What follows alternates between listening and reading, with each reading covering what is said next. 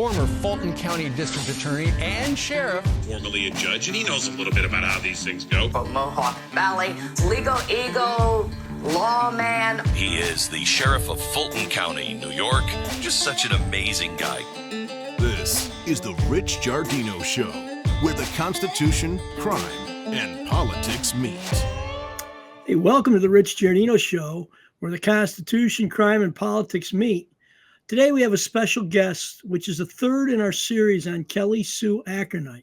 Kellisue Ackernecht was a woman who lived in Johnstown, married to Jason, and had a daughter named Ashley. Ashley's going to be our guest today. And Kellisue went missing on September 30th, 2008. She left work in her automobile, never to be seen or heard from again. Her vehicle was found within a mile of her house in Johnstown, and it was burned beyond recognition inside. There was no sign of Kellisue in the vehicle. Searches were done of the area back then, and the case has been opened since then.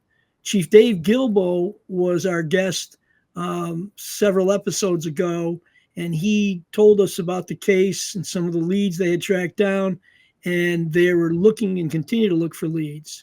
Jason, Kellisue's husband, was on recently, and he kind of defended himself. He saw the program and people were trashing him online, and he wanted to say he didn't have anything to do with his wife's disappearance and whatever happened to her.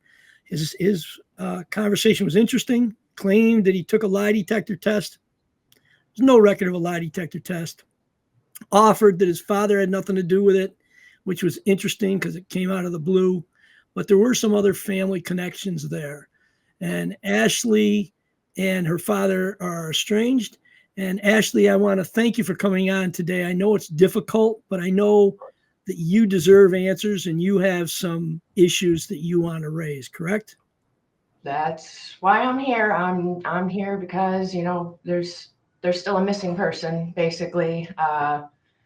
Kellisue, my mom, is still missing. I know everybody's really kind of caught up in the drama of it all, but I'm basically just here to be like, that's great. If you don't have an answer for me, that's fine. But, give me some sort of information because it's been a while. I'm looking for an answer. And the sad thing is, a lot of times in these things, the answer is not good, but at least it resolves in your mind what happened to your mother. Right. Something. Yeah, you were young at the time. You were 8 or 9 years old at the time?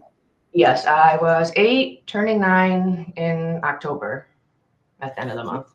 So tell us a little bit about before we get going, do you have a website still or a Facebook that people can reach out to you or provide information? I know I've been telling them call Johnstown Police, but some people prefer to just go directly to you or me. And I mean, if you're really looking to go to me, I wouldn't. But if you are, I have a TikTok. It's Ashley Ack, A-C-K. And that's basically kind of where I'm at right now with social media. Just kind of doing it myself at the moment. So. But there's no website, the Kellisue Ackernecht website. Not really currently active. They used to have one way back in the day. It was like findkellisue.wordpress. That kind of still has like information about the case on it, but that's not a very active website at the moment. Okay. So you reached out to Chief Gilbo and he reached out to me that you wanted to be heard about your mom and your feelings on your dad. Can you tell us what it was that he said or what it was that we did on the first edition that wanted you to speak out?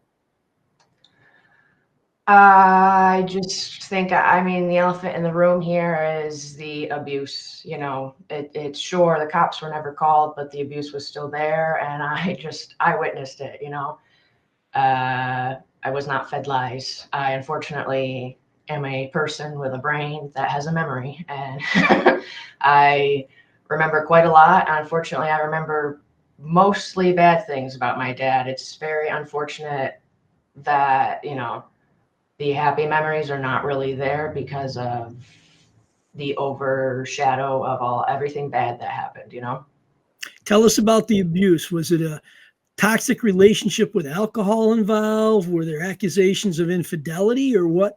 Where Well, did this come from? they were both unfaithful to each other.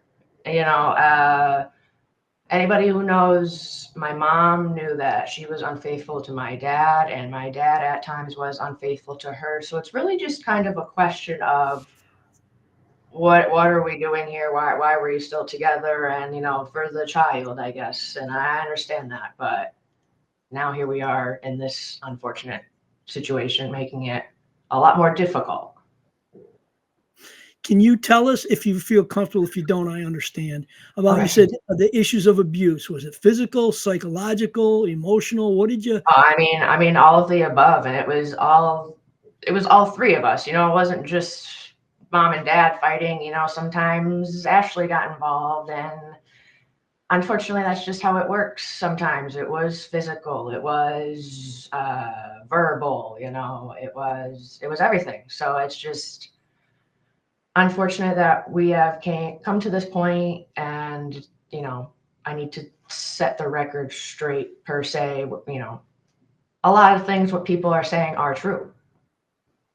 Well, your father, you know, tried to say he knew your wife or your mother was not loyal to him, but that because of you, he stayed together. He tried to portray himself as Right. father of the year. Tell us when your first memory of being told that your mom was missing or wasn't coming home, and who told you? How did you find out? I'm pretty sure I was in school still. Like I was like pulled after class, and it was in an area at school still. So there was my principal was there, my dad was there. I think my aunt was there. And there was, you know, there was. It's very fuzzy now, but I remember, you know, my dad just kind of looking at me and being like, "Mommy's missing," and he just kind of started crying. So I just kind of started crying because my dad was crying, you know. So that's just kind of like the first thing I remember. Since it happened, when you were growing up, were you did you stay in your dad's home, or were you raised by other family members, or what happened after that? No, you know, unfortunate circumstances. Jason liked to lash out quite a bit. He was a very angry person. It was a front page, you know, on the Leader Herald at the time that he was kicked out of the house by my grandparents, you know, so I just had to deal with that going through middle school. So I ended up living with his mom and his stepdad. So, you know, he's never really liked that. Were kids cruel to you as a child about your mother missing, or were they understanding, or how were you treated as a young girl in a situation like that? If they were, it wasn't directed, you know, it wasn't directly at me. Might have been like to peers or like to my friends or you know, each other, but it wasn't so much really. I mean, I kind of, you know, lost some friends because everybody, you know, suspected my dad. So, you know, that was a bit hard, but I wouldn't say I was really bullied a lot in school for it. The older you got, did you start to get people telling you information or calling you, or and how do you receive it? Because it seems to me like be awkward for me, even when you're 12 or 14 or 15. Yes. It would be awkward for me to call you as a friend of the family or a friend of your mom's and say, well, I wanted you to know your mother told me this, or I wanted you to know. I mean, how do you tell a young girl something about her mother? And Yeah. I have had to deal with a lot of that. More so when I've gotten older, people have started to reach out. I didn't really have to deal with that as much when I was younger, which was, you know, good for the most part. But it's definitely interesting. It confirms a lot of the things I thought and, you know about my mom and my dad. So it's just at this point, I feel like they're just reassuring messages. was there is there a family member or relative that lived near Frog Hollow, right down the road from where the car was found and where she went missing? Yeah, my dad's uncle Denny lived down there. So, did you form any opinion in your mind whether your dad was capable of making your mom disappear or hurting her, or I don't killing think her? my dad's smart enough to do anything of the sort. Maybe help, or I don't even know if he has the capacity to understand that. Everybody thinks my uncle was involved down there, but honestly, I really don't think. Just I don't really think he had anything to do with it either. But there's just so many different things with the case that you really never know, and things that I've learned over the years that I'm just like, wow. So, Denny, I never really had a relationship that, from what I can remember, I would go down with my dad sometimes and we would walk down there and he would, bring me. I remember going down there a couple times, after my mom had disappeared, and maybe, before, but it was just kind of like me going for a walk with dad. So other than Did you that, I guys never ever really interacted. did you guys ever stay at Uncle Denny's house, you and your mother? Do you remember? Never, not overnight, but maybe family parties. We'd go there for, get-togethers and things like that. Yeah. Can I ask you, if you remember, was the abuse ever so bad that your mom said, "Come on, let's go somewhere else for the night, or let's get away for a day or two"? Did she ever separate you and her from him because No, of his conduct towards her? no, not that I can remember. Do you remember if Dad was a drinker at the time? If you remember. It definitely got worse when she disappeared, but I can't really say. I mean, he always smoked cigarettes, but I mean, I can't really say alcohol. I don't really remember. When you say it got worse, do you think it got worse because there were unanswered questions about what happened to her? Or do you think it was worse because he was holding inside himself something he wanted to share or get rid of? That's a great question. I don't know. I would like to think that he didn't do anything like that, and it was just to kind of cope with it. But I don't know. The drinking made his seizures worse, so that was not good either. And he had seizures before your mom disappeared, correct? He Medically? did, but not as frequently. I don't know, because we did lose contact. I know before that he did have a brain surgery, so he had some scar tissue removed. I don't know if anything happened, after that, but that was very recent to my mom's disappearance. I remember that. But it's hard to remember him having so many a day. I don't, because I would be in school. So Did he try to be a good father, or were you removed no, really quickly after that? I don't ever really remember him trying to ever be a good father. He got mad that my grandparents would try to feed me meat, potatoes, vegetable kind of dinner, and he would present me with a Lunchable instead. So yeah. So let me ask you this, based on everything that you've read and heard and people calling you and talking to you, did you ever form an opinion in your mind as to what you think happened? Could it have been an ex-boyfriend? Could it have been a relative thinking they were doing your father a favor? Or what did you I think maybe, there's lots of, I'm not gonna, she had several boyfriends throughout the years, and I know of a couple. I was brought to the work of one time. So, I really think she might have been meeting somebody down there, and I haven't really formed an opinion as to what has happened after that. I feel like they may have tried to go somewhere, or I don't know if she said the wrong thing to to him. So I'm kind of at the point where she was down there to meet somebody, and then other than that, I don't know. did any of her old boyfriends reach out to you, or their girlfriends or wives? Did anyone reach out to you as related to any of your mother's guy friends? Not directly to me, but I know that some of them have reached out to Chief Gilbo. but as I can think of, no. So what would you tell our listeners that most important to you? It's not so much finding somebody to arrest, it's more finding your mother or what happened, isn't it? Yes.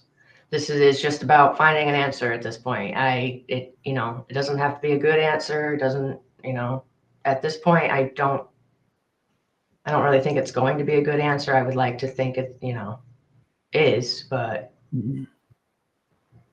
Well, the chief told us there was no indication that her credit cards or anything was used afterwards. There were sightings of somebody who looked like her, but they discounted those people. Um, so it's still, I give the Johnstown Police Department and Chief Gilbo a lot of credit for not letting the case linger. And, right, if anything, and I believe programs like this, which, not only it's self-serving for me to say that, but I think a lot of the cold case programs right, really do shake people's memories. And at times, we see, like, there was just another one where a fellow passed away and then his kids came forward and said they always thought he was involved in a murder. And, so it's like, right. there's stuff that people keep inside themselves because they don't want to share it. They think they're protecting someone they love. Exactly. But they got to look at themselves in the mirror and say, what do I know about this? And if it was my mother, wouldn't I want somebody to tell me? So Right. you listen to the Rich Giardino show. It's on YouTube, Facebook, Apple, Spotify, X. We're asking you not only to listen, like, and share and subscribe, but we're not asking you to share this with people who might know something. And if you are listening and you do have information, please reach out to Chief Gilbo, the Johnstown Police Department in Johnstown, New York. It doesn't. Last time, the first episode we had, he got a lot of leads. Most of them were regurgitated leads that people had given in the past, but there was some new information, or there was information from other sources that reinforced some of the leads he had. So anything you could do to help Ashley have closure with this would be greatly appreciated. Ashley, it's worse than, the situation seems to me that it's worse than like losing a family member to cancer or car accident. It's just the not knowing, which is awful. Yes. That is what kind of makes it so difficult, is there's no closure at the moment. There's no, okay, she is deceased, okay, she is here. So, even just having that is a step forward, in having information. Mm-hmm. Well, it's when we spoke with Jason, your dad, it was weird because you can't separate what part of his past TBI or brain injury and his responses, because he was pretty defensive about other people, and he said he absolutely didn't have anything to do with it. And both things can occur at the same time. He could not have been the one who made your mom disappear, or if she was murdered her, but it could Right. be that he knew, or somebody he was working with him, or somebody thought they were doing him a favor, As far as I know, he never had a traumatic brain injury. That might have happened, after we lost contact. But when I was a kid and he was having seizures, that was just specifically from having epilepsy, and just he had grand mal seizures all the time. So, yeah, and there's nothing in, just so people know, there's nothing in medicine that tells us that having epilepsy makes you a violent person. Right. It makes you susceptible to having seizures, period. It doesn't make Right. you a violent person or a dangerous person. And we talk, and a lot of this is hypotheticals. So Jason Ackernecht and anyone else is presumed innocent until proven guilty. And Jason has not even been charged. In fact, Jason is the one who asked to come on himself and defend himself, because there was a lot of stuff on Facebook saying that, he did it. Look at the husband, da da da da. Right. He must have done it. And what's interesting is you, as his daughter and your mother's daughter, you're not coming on and saying, yeah, son of a gun, he did it, because you don't know and you want to know the answers. Right. I would hate to point fingers, in a direction that fingers are not needed to be pointed in, but it has just been so long that, I am now just looking for an answer. Do you have anything else that I didn't ask you about that carries you through life that what have you done? What have you done to overcome? Because I know a couple of your friends reached out to me and just said that they're always trying to be supportive for you. So what's messages you might have for somebody in your position who loses by disappearance a loved one with no answers? I mean, is there like, are you a religious person? Do you lean on your friends, your family? I have just kind of, it's hard because I was really young and it was just kind of, I was forced into the position. So now as an adult, I would say it gets better over time. But as a child, if it was happening to another 8-year-old out there, I would absolutely have no idea what to say because it was just such a sudden thing for such a child to endure. Mm-hmm. And kind of like we kind of started on the premise that, like, if you lose somebody to cancer, I said, or you lose somebody to a car accident, it hurts just as much, and you miss them and you love them. Right. But there's an answer. They died because of a drunk driver. Right. They died because of cancer. You have someone to, and I think it does little good to blame others because all you do is carry hate around. Like I deal with a lot of people. I agree.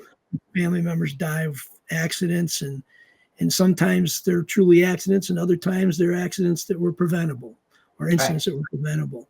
But I again, on behalf of Ashley, I'm asking people, if you listen to this, share it with other people. It may not just have been a Johnstown case. It may be somebody from the next county. It may be somebody who got information from other parts of the state. It could be somebody who's a trucker that drives through and would stop and visit Kellisue perhaps when they came through. So nothing has been heard from Kellisue directly. No action on credit cards. No one trying to file anything on her behalf that we're aware of, that I'm aware of anyways. So, help Ashley get some answers. And if there's something that was told to you in confidence, but it involves somebody losing or missing a loved one, look in the mirror and say, when is the time to step up and say something? And contact Chief Gilbo at the Johnstown Police Department. Ashley, I really want to thank you for taking the time to come on. I think that it's got to be difficult to both live through it and then to talk about it. But I think that, like you said, it's more now what's become primary is what happened. Is she still alive? Because everyone agreed, everyone that I read, all the articles I read, everything I read about and everything I heard was that your mother would not abandon you. You said before it was you and her. So she wouldn't abandon you voluntarily. So if something happened, it had to be a malicious person intervening to either murder her or kidnap her. But if she was kidnapped by now, we would probably hear something. Anything else that I missed that you think is worth saying to the listeners? I'm here and I'm not going anywhere until I find an answer. Compelling. Thank you very much for taking the time. And folks, if you're listening to this one, please listen to the first one where Chief Gilbo talking about Kellisue, and then feel free to listen to Jason's version of it. Again, Jason has his own medical issues and he did have surgery along the way. But you can assess for yourself his truthfulness, and you can assess whether his answers to the questions or his statements are true, or whether they're be altered because of his epilepsy or because of brain surgery, or whether they're deceptive. You've got to make that decision yourself. I can't make it for you. Again, we're going to wrap it up. Thank you very much, Ashley. I appreciate it. Thank you so much for having me. Like and subscribe to The Rich Giardino Show, part of the Elite Influencer Network, wherever you get your podcasts. And we'll see you next time on The Rich Giardino Show, where the Constitution, crime, and politics meet.